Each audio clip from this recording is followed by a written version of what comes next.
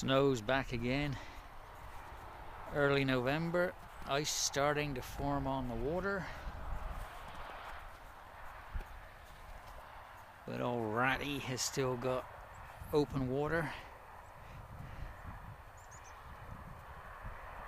And the wind's picking up. Starting to get cold. Starting to get cold. Ice starting to form on the water now.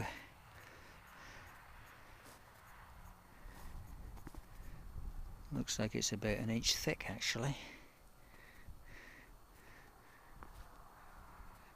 I think we know what's coming now.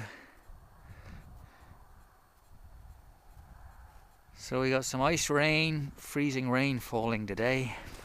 What a perfect day to go haul some water. Now at the moment we are just using a small Dodge pickup with a canopy on. It's just a light duty truck, a light duty half-ton with a high top canopy. Gives us enough room to get the tank in, move the junk to the front and slide our tank, which is a poly leg tank. You'll see the legs on the side there to give it more stability and support. There is a poly ball valve on there that is removable. It spins off so that if we get ice in it we can take it inside to warm up.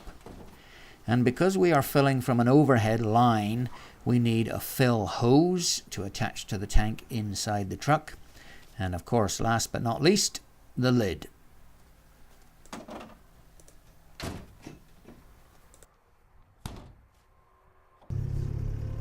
There's the arena is packed.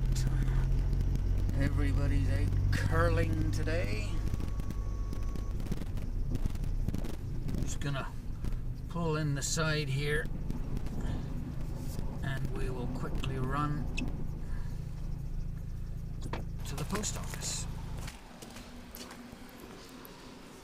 So we got a couple of letters going back to the family in England.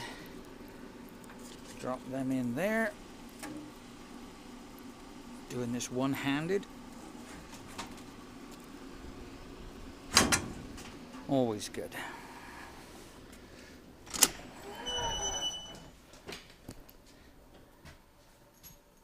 And our mailboxes. There we are. Let's pick the right one, shall we? There we are. Not very much today.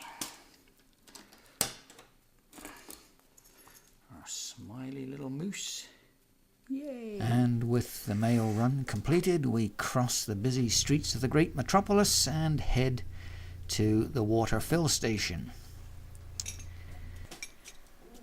So once you're parked in the right place, you hook up your water line to the overhead, open the valve and head to the meter box. Enter your codes, passwords and hit the start button. As soon as you press that, by the time you get back to the truck, the pump will already have started and the water is gushing into the tank. You have to leave the lid open to let the air get out fast enough. And it takes about 30 seconds to fill that 100-gallon tank. So you then head back to the meter box and hit the stop button when you're satisfied you're in the right place. And once finished, close the door to make sure that the cold is kept out, and the tank will actually only be about 3/4 full. And you're wondering why. We're letting air in now. If you let too much in, water will come out around the joint. But at the minute it's draining down from above.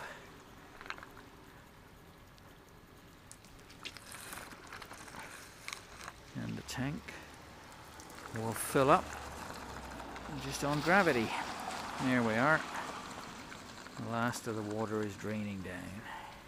And with that done, our tank is full up to here. Just right. And with the tank filled, disconnect your hose, drain the line, which in winter causes another skating rink in town. Tidy everything up. Put the lid on, of course, so as you don't lose your water on the way home. And hit the road. Now at home we use a 1/4 horsepower mains submersible water pump. Drop it in the tank attached to a 1-inch poly flex line. Just plug it into the inverter and it takes about 15 minutes to pump that 100 gallons from the truck up into the roof of the porch. Up there we just have a 100-gallon loaf tank and it works perfectly. And that is how we get our water. How often do we do the water dance? Once a week? Once a week. About once a week usually. Depends on consumption. Now as luck would have it, when we picked up the mail there in town this morning, the water bill was there. So you can see our period is through to the end of October. And here is our usage for a month. We got 3 fills.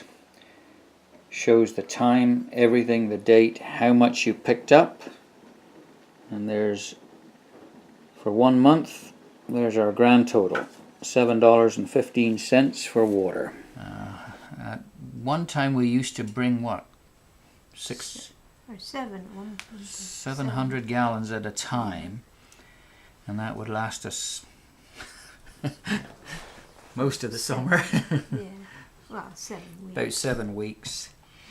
And but actually we've just settled back into going about once a week with the pickup, doing that little run that we saw.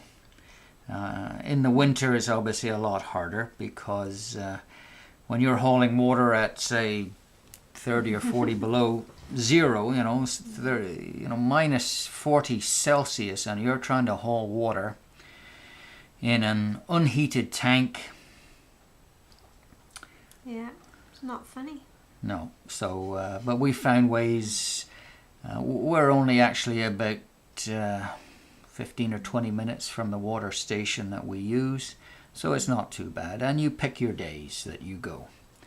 But as you can see, that is city water. It's coming from the municipal system. It's chlorinated, quite heavily chlorinated. We would dearly love to have nothing to do with chlorinated water. Perhaps in years to come, chlorine will be seen as the new lead, and particularly as far as women's health is concerned, I think chlorine is a very detrimental product.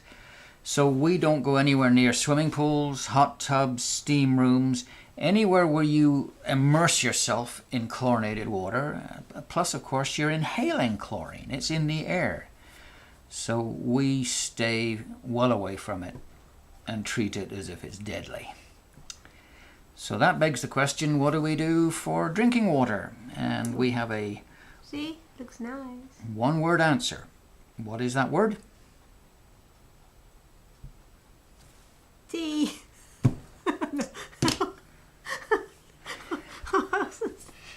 The word is Berkey. Oh yeah, Berkey. That is nice. We I use. had too much tea. I don't know what you're on, but you have had too much. We use a Berkey water filter system, and it's the only filter that we trust to be safe for our drinking water. You would put all your cooking water through that? Oh yeah, yeah. To make soup, yeah. Any cooked vegetables, any cooking, yeah. I would use the Berkey water. Yeah. So that is basically it. It's a chore you have to deal with when you live off grid or on the road or independently. You are, of course, always responsible for every facet of your life, and water is a very important one. And in addition to that, we can confirm, after many, many years of testing, that the Berkey does produce the best possible cup of tea. Cheers, everybody. Cheers. See you soon. Bye-bye.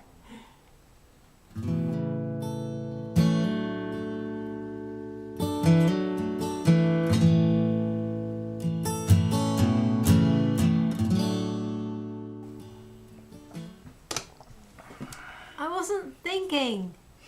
I was thinking about the water. I don't know what I was thinking 30 odd years ago.